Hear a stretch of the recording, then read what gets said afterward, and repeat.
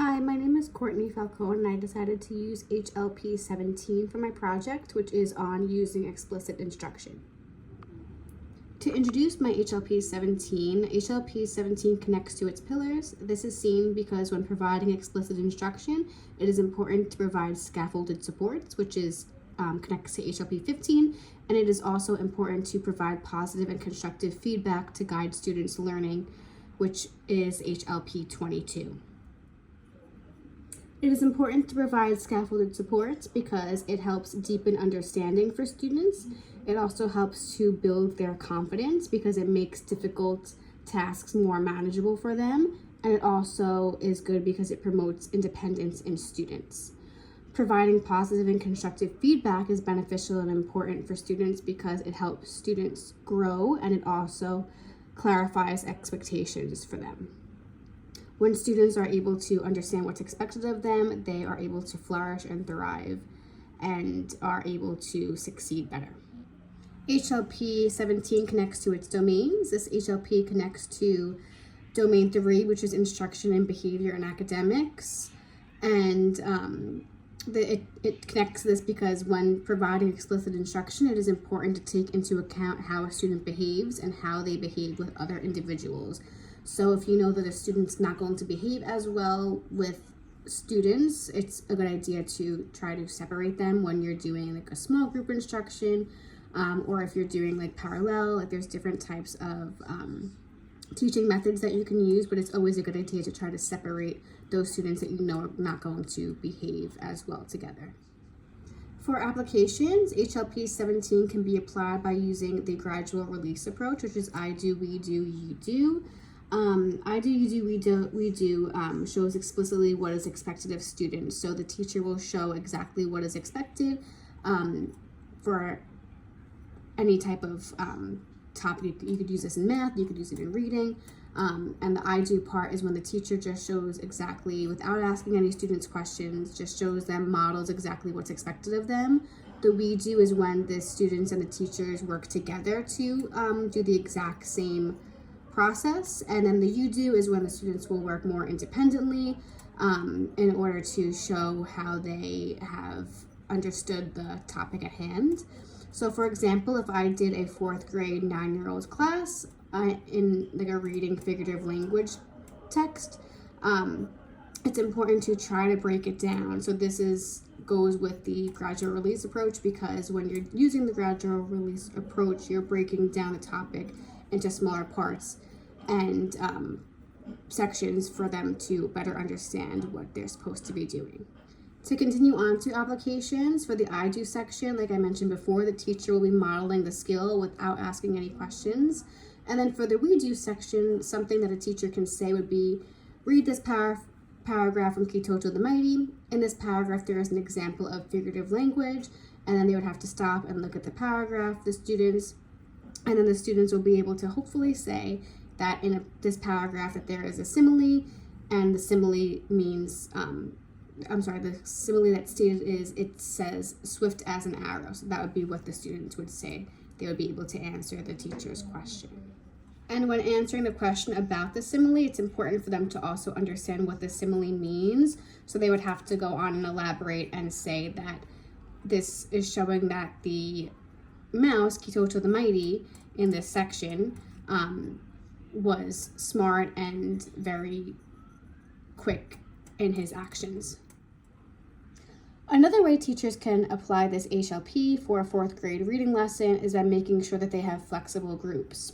So for text evidence, this is some students need more one-to-one or small group support, and students with similar cultures and languages should be grouped together. So in my class, I am in a ICT class, and we do a lot of this grouping. So we have like independent groups and collaborative groups. Like the independent group is the group that's able to work on their own by themselves.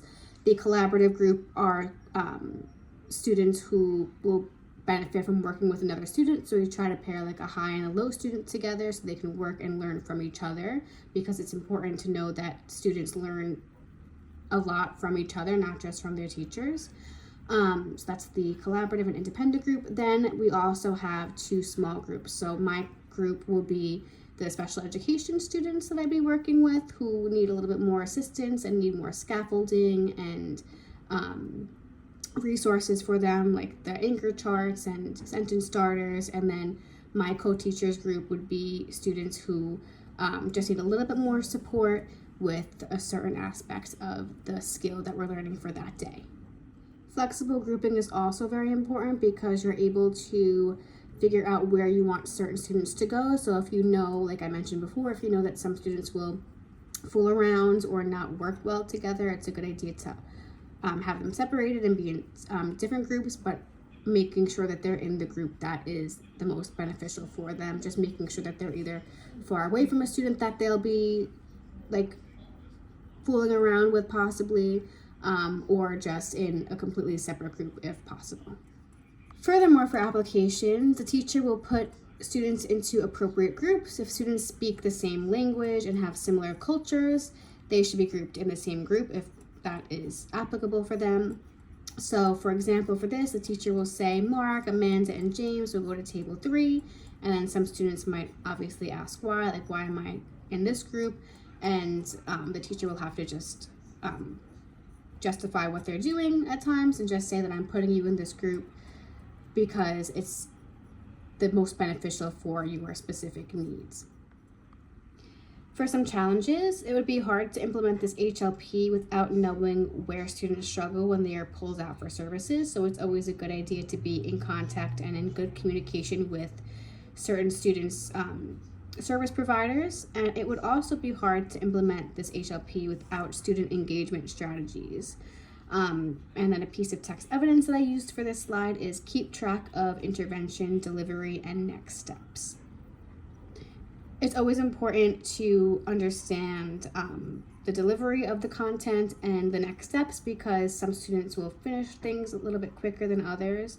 So it's always a good idea to have like an extension activity for them and always making sure that they have something to do. Keeping track of intervention is a challenge, but it's very beneficial because tracking intervention delivery is essential for ensuring effectiveness, accountability, and as well as consistency. And it allows teachers to see if the right support is reaching the people that they want it to, and if it's reaching them at the time that it's needed. For my conclusion, overall, I would definitely recommend this HLP because explicit instruction supports diverse learners. So they're able to support visual, auditory, and kinesthetic and tactile learners. It's always a good idea to make sure that all your lessons for small group and whole group has components that connect, because it's always important for teachers to keep in mind that not every student learns in the same way.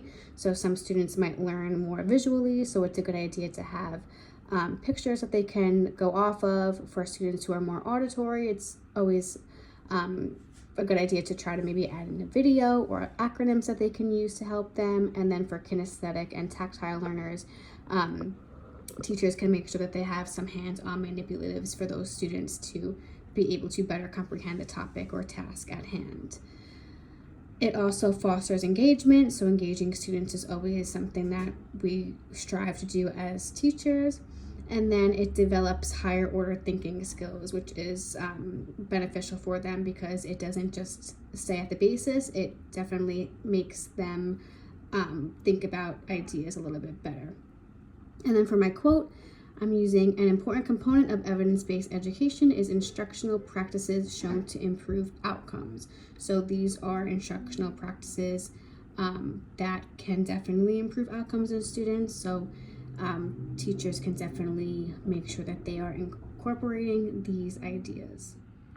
Okay, and lastly, I'm just sharing my works cited with the sources that I used for this presentation. Thank you. I hope you enjoyed.